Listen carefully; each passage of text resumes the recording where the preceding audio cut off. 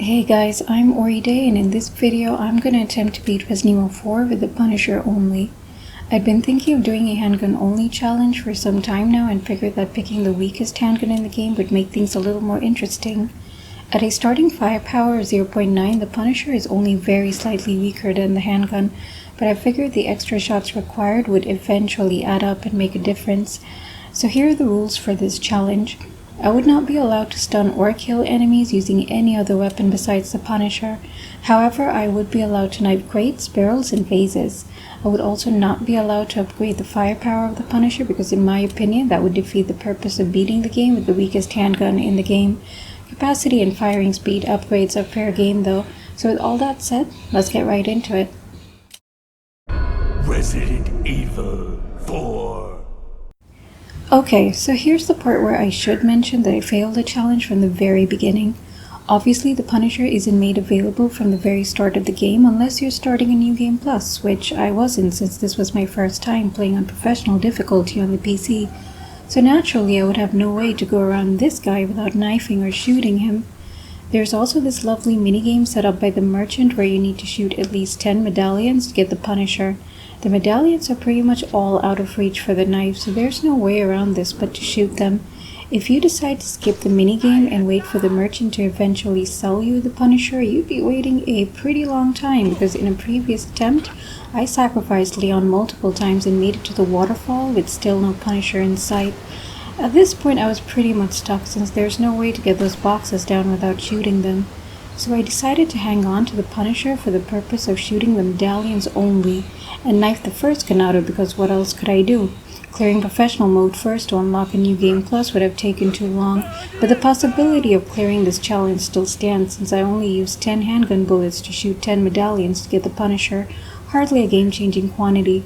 All Ganados apart from the first guy went ignored up until I got the Punisher, and all unavoidable tripwires were walked through. So with the Punisher finally in hand, it was time to face Del Lago. And after Leon's little Chipotle accident, I grabbed all the free fish I could hold in my inventory since this was going to be a rough challenge. The first Gigante didn't exactly break the bank, but it did leave me 135 handgun rounds lighter. I figured it could only get worse from here. But things actually went pretty well. I pretty much let Luis deal with the Ganados while I ran around picking up the ammo drops from his kills, and despite slacking off for most of the fight, his generosity knew no bounds. Use this. Use this. Use this.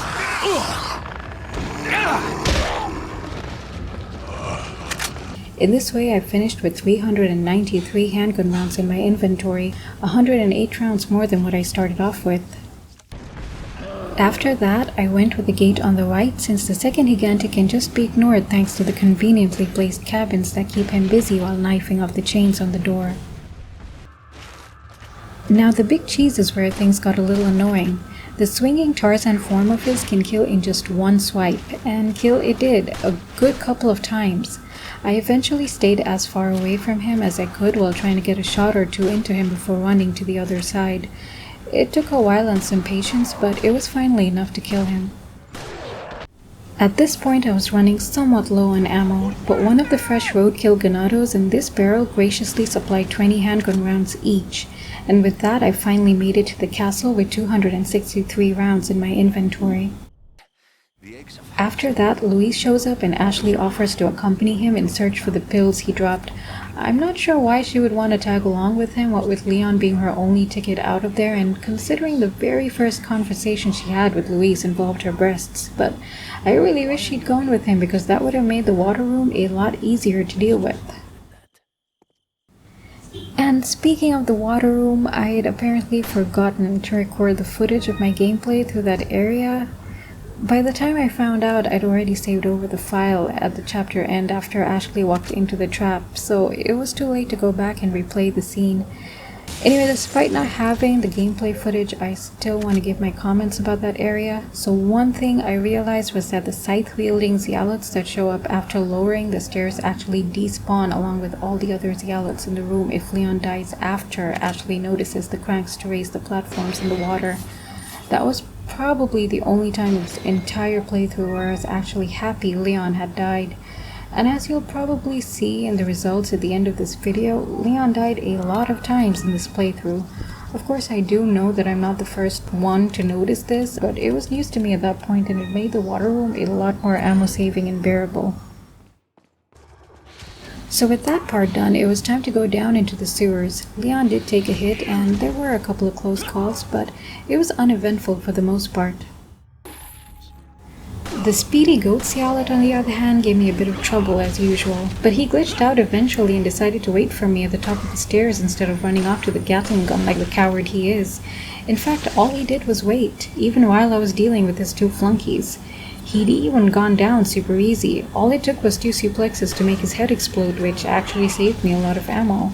There was supposed to be a flunky with a shield as well, but I have no idea why he didn't show up this time around. Probably had something to do with the glitch. And then came the garden maze. I ran past all the Comios without too much trouble, but after the cutscene with Ada, they would always come running into the room within seconds. Restarting from checkpoint didn't help, and neither did going through the door into the next area and coming back in. I obviously didn't want to waste my ammo shooting at them, so I had to bail on all the goodies in this area and just leave. In the next scene, I tried shooting at the giant lock because I figured that would be faster than knifing it. Not only was it not faster than knifing it, it also royally pissed off the Gorador, and Leon ended up losing his head a couple of times, so knifing the lock was the way to go. So then it was time to save Ashley again, and this little troll in red made things a lot harder than it should have been. He'd run behind that pillar out of sight, which was problematic because he needed to die to stop more enemies from spawning through the side doors. On top of that, Ashley won't move until all the enemies are dead, which meant a lot of ammo consumption. There's no way to save ammo through kicks and suplexes from way up there. Ashley's little segment wasn't all that simple either. I didn't want to use the lanterns on the Zealots since the lanterns aren't punishers, so I had to turn the cranks in short intervals, bait away the Zealots, then turn the cranks again until the path was finally clear. The rest of her bit was easy enough though. I always wondered why Ashley never had anything to say about Luis's death. His body is literally right there and she's got nothing to say about it. Anyway, so this is where it kind of started to go downhill for me. I tried for hours over hours to get through this area without upgrading the Punisher's firepower, but I just couldn't do it. So eventually I went back to the merchant, maxed out the firepower to 1.9 and tried again.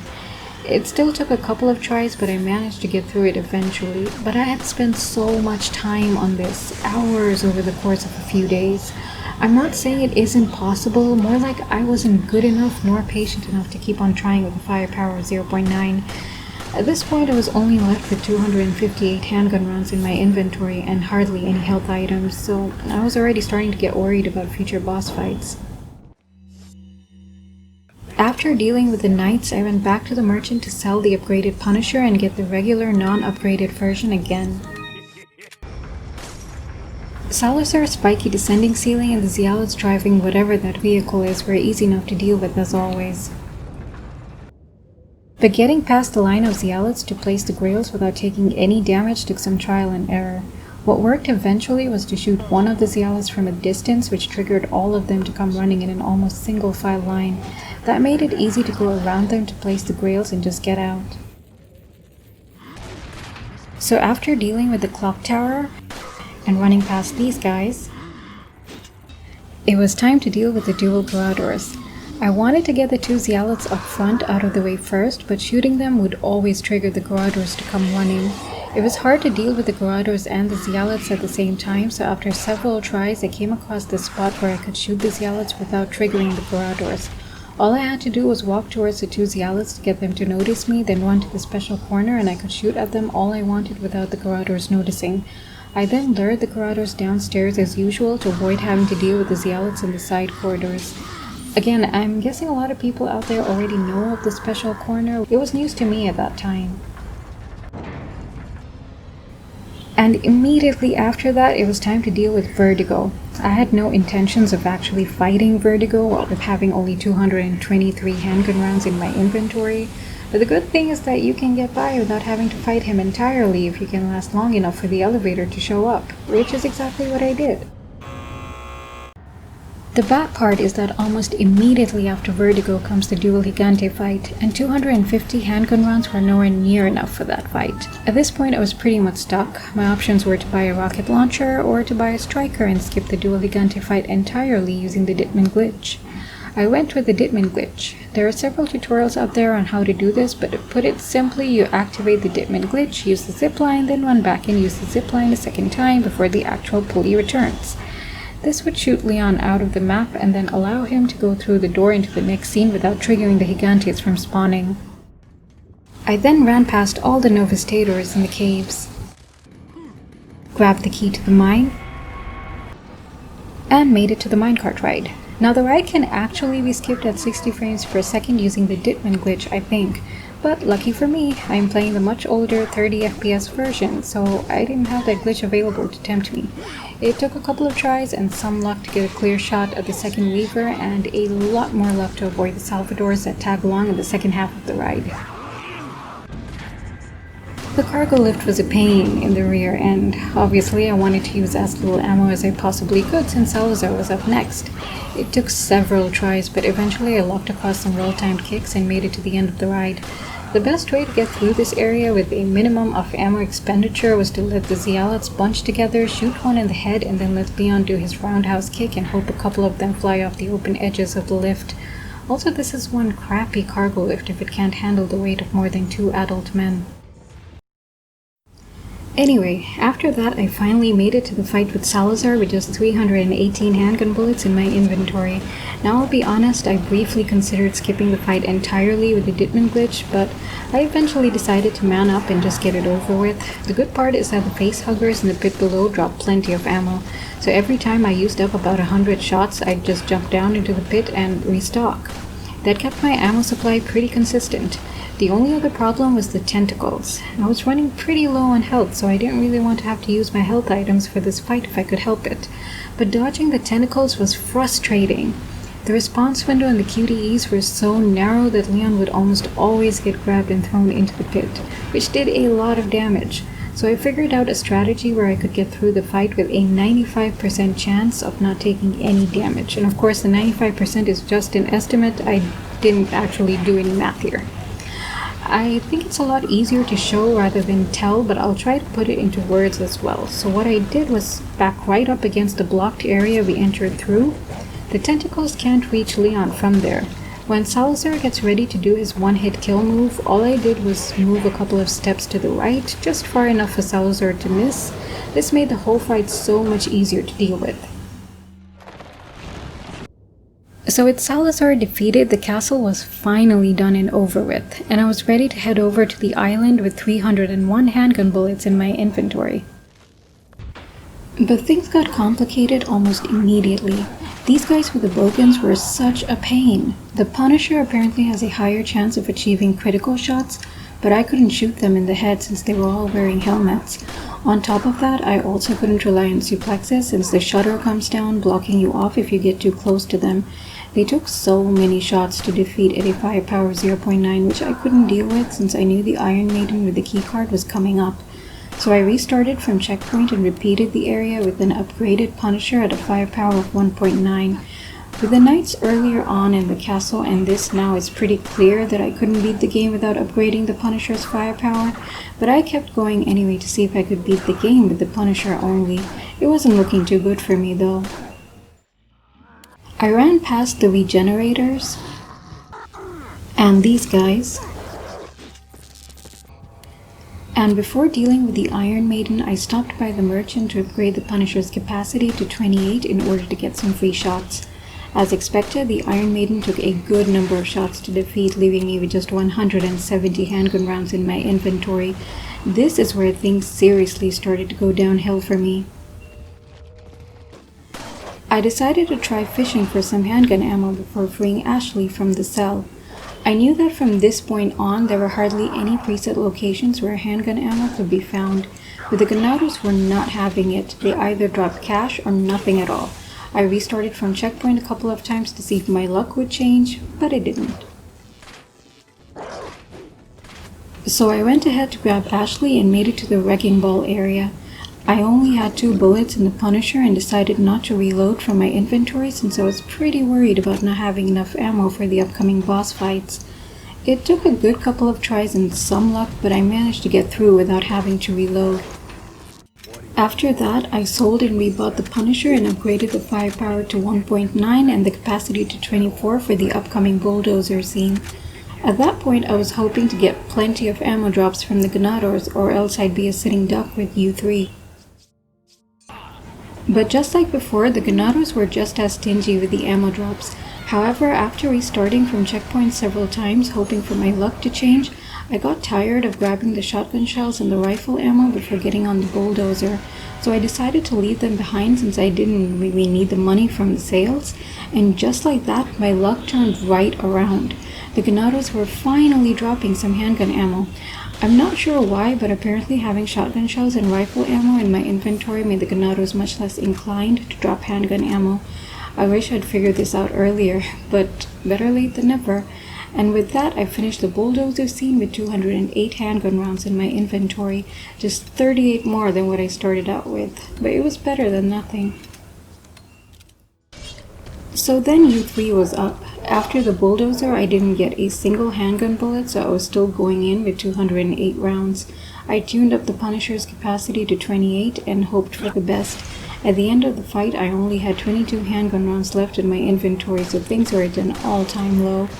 On the plus side, I had a whole bunch of health items that I probably didn't even need. I wish there was a way to trade them in for more handgun ammo, but there isn't. But I wasn't about to give up just yet. Right before fighting Krauser is this area with a whole bunch of Ganados ripe for farming. I lured them up the ladder and the Punisher surprised me with a critical shot on all but one of them. I ended up getting around 75 handgun rounds this way for a total of 97 rounds to face Krauser.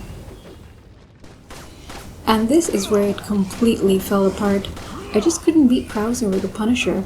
Obviously 97 handgun rounds were nowhere near enough to beat him, but I still wanted to see if he could be beaten if I had enough handgun bullets in my inventory. To do this, I reloaded my save point just before facing U3, bought a rocket launcher and a Killer 7 of the Merchant and beat U3 using those weapons. That left me with plenty of handgun ammo to fight Krauser, but I just couldn't do it. The timer always ran out no matter how hard I tried. Now, I'm not exactly a good gamer, so I didn't want to take my word for it. Instead, I went hunting on YouTube and found this video where Transparent Dice beats Krauser using all handguns in the game. And as you can see in this clip, they managed to beat him with the Punisher with absolutely no time left to escape. I didn't find any other relevant videos, so as far as I know, the Punisher can be successfully used against Krauser, but you wouldn't be able to escape the time bombs. So I reloaded my original save file, beat Krauser with a knife, and kept on going because I put way too much time into this challenge to quit, even though I already failed. I then grabbed Ashley and finally made it to the final boss fight. It was time to face Sadler.